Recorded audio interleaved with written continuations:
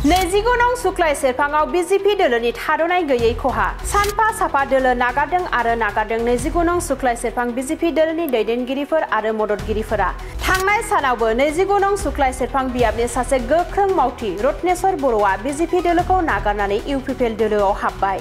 BJP दोलोनि सासे गोख्रों मावथि रत्नेश्वर बर'आ गावजों लोगोसे दोलोनि दैदेनगिरि आरो मददगिरिफोरखौ लानानै इउपिपिएल दोलोआव हाबो। प्रमद बर' दैदेननाय इउपिपिएल दोलोनि नीति आरो आदर्शखौ मोजां मोननानै रत्नेश्वर बर'जों लोगोसे सा 300निबो बांसिन दैदेनगिरिफोर आरो मददगिरिफोरा इउपिपिएल दोलोआव हाबो।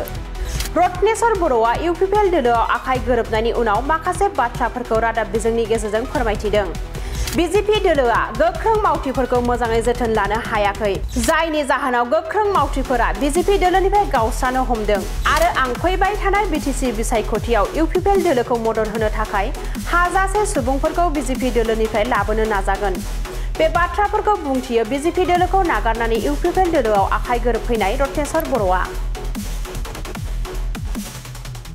बीजेपी दोलोनिफ्राय गावनानै जिहेते दिनैनि दा समाव बे बेलायाव आङो इउपिपिएल दोलोआव जोबदान जाफैबाय। बेजों लोगोसे आं बेखौनो बुंनो सानो जे जाहाथे थांनाय बे 5 बोसोरावहाय जिगिता बीजेपी दोलोआ मावनाय दांनाय बे मावनाय दांनाय बेलायाव आङो जिहेते आं बिथांमोननि मावनाय दांनायाव जिहेते आं हाबजानाय मोनाखै एबा बिथांनि मोननि जि नीति आदर्श बे नीति आदर्शखौ आङो जाहाथे गाव सासे बीजेपी कर्मी हिसाबै आङो बिथांमोननि नीति आदर्शखौ मोजां मोनाखै। लोगोसे आं दिनै बिथांमोनखौ बेखौनो दुखु फोरमायनो लुबैयो जाहाथे बिथांमोना दिनैसिम जिखिनिया माने एक्टिभ कर्मी एबा गोजाम कर्मी बे कर्मीखौ बिथांमोना दिनैसिम मोजां जोथोन लानो हायाखै। बे जोथोन लानो हायैनि बेलायाव दिनै गोबां बीजेपी कर्मी एक्टिभिटा पुराना कर्मीफोरा दिनै गावनो हमगासिनो दं आरो आं बेखौनो आंबो हास्थायो जाहाथे नैबे फैबाय थानाय इलेक्सनाव जाहाथे जेसेबां हायो आं दा बेसेबां जइनिं होनो हागोन आं बेखौ बुंनो हायाखै। निश्चय आंनि गोसोआव जिखिनि हास्थायनाय दं आं लाबोगोन लासै लासैनो। आं बांद्राय दा साननायनि बेलायाव आङो बीजेपीनि बेलायाव रावखौबो सोंखारिनो लुबैयाखै। जिहेतु नोंथांमोना बीजेपी गोनांना इउपिपिएल दोलोआव जइनिं जाबाय, जइनिं जानायनि बेलायाव बीजेपी दोलोआ गोबां खहा जागोन।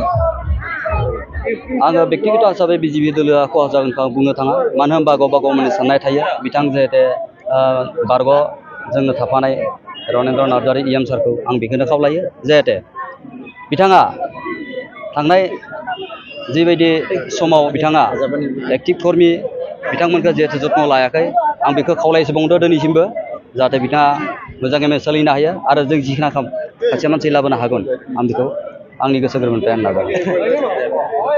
बीजेपी দলক পদত্যাগ কৰি পেলাই আজি ইউপিপিএল দলত যোগদান কৰিলে যে কিহৰ কাৰণে কৰিলে?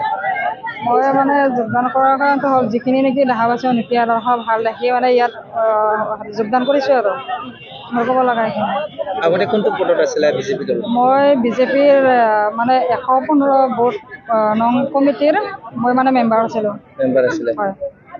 আপুনি হাত বিজেপি দলৰ কোন ক্ষতি হ'ব নেকি? ক্ষতি হোৱাটো মানে হ'ব পাৰে, কেনেকুৱা মই চাওঁ কি হয়। মইতো ইয়াতো ইউপিপিএল দলত যিটো নেকি যোগদান কৰিছোঁ বহুতখিনি মানুহে দেখা পাইছোঁ আৰু BPF-ৰ মানে যিবিলাক নেকি হেৰি দেখা পাইছোঁ চবখিনি আমাৰ ইয়াতে যোগদান হৈছে ইউপিপিএলত। আজি বহুতখিনি মানুহ আজি 300জন মানুহ যিহেতু যোগদান কৰিছে সেই হিচাপে আমি ইউপিপিএল জয় হোৱাটো নিশ্চিত বুলি ভাবোঁ আৰু। ঠিক আছে।